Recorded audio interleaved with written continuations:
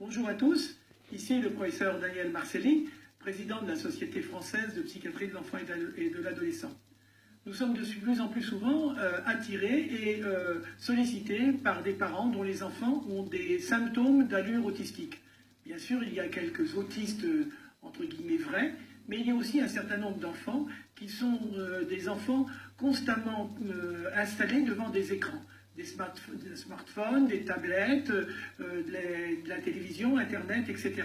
Quand ces tout petits enfants, entre 5-6 mois et 3-4 ans, passent comme ça une partie considérable de leur temps éveillé devant des écrans, on voit apparaître un certain nombre de symptômes de plus en plus inquiétants à mesure que l'enfant grandit.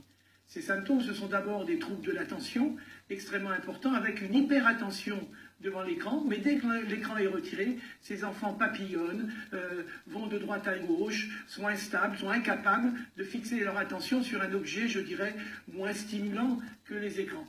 Les deuxièmes symptômes, ce sont des troubles du langage qui vont aller en s'accentuant. D'abord un retard, puis des bizarreries de langage. Par exemple, les enfants se mettent à répéter de manière presque écolalique des séries de noms, des séries de mots en anglais, etc. Avec une intonation qui ressemble d'ailleurs à celle de ce qu'on entend sur les smartphones. Troisièmement, ce sont des troubles de la communication. Ce sont des enfants qui sont un peu isolés, de plus en plus repliés sur leurs écrans et qui ont des troubles relationnels avec les autres, par exemple qui deviennent agressifs. De même, ils ne jouent pas avec leurs jouets, ils cassent facilement les choses. Bien sûr, si on leur retire les écrans, ils ont des crises de colère extrêmement violentes. On pourrait aussi, chez certains enfants, décrire des troubles de la motricité, avec des gestes un peu particuliers. Par exemple, ils frôlent les objets au lieu de les prendre, ils ont des troubles de l'appréhension. Ces symptômes sont d'autant plus importants que l'enfant passe 3, 4, 5 heures par jour devant les écrans et qu'effectivement il grandit avec cet objet entre les mains. Il faut bien comprendre que l'écran attire l'enfant et peut-être même avant même qu'il l'ait vu parce que les parents aussi regardent les écrans et donc les enfants de 8 mois, 9 mois sont toujours très attirés par ce qui intéresse les adultes.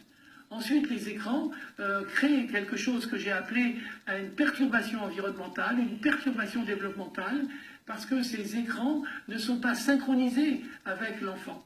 Or, chez le tout petit enfant, vers 1 an et demi, dans la relation à l'autre, il y a une synchronisation extrêmement subtile et extrêmement fine, avec des prises de parole, des tours de relationnel, des imitations réciproques. Tout cela, évidemment, l'écran ne le donne pas à l'enfant, puisque l'écran déroule son programme d'une manière complètement indifférente. Ce qui fait que l'enfant est devant son écran très impressionné, avec une dimension énigmatique. Le petit enfant n'y comprend rien, et c'est peut-être parce qu'il n'y comprend rien qu'il est d'autant plus attiré par cet écran. Tout cela, effectivement, risque d'arriver à des handicaps relationnels, à des handicaps du langage, à des handicaps de la relation.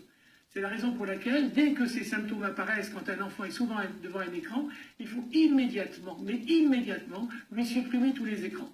Bien sûr, il va y avoir des crises de colère. Il faut pouvoir passer ce stade et lui donner des jouets, se mettre à jouer avec lui, sortir dehors, s'amuser avec lui, s'amuser avec ses frères et sœurs, lui lire des histoires, etc., etc. Tout ce qu'on fait normalement avec un petit enfant et que, assurément, les parents savent faire. Il ne faut surtout, surtout pas croire que les écrans sont des objets magiques qui vont permettre à l'enfant de comprendre la modernité du monde. C'est une erreur considérable. Tous les parents, vous devez être très attentifs à cela. Je vous remercie, c'est un message extrêmement important et j'espère que tous, vous pourrez en prendre conscience. Merci beaucoup.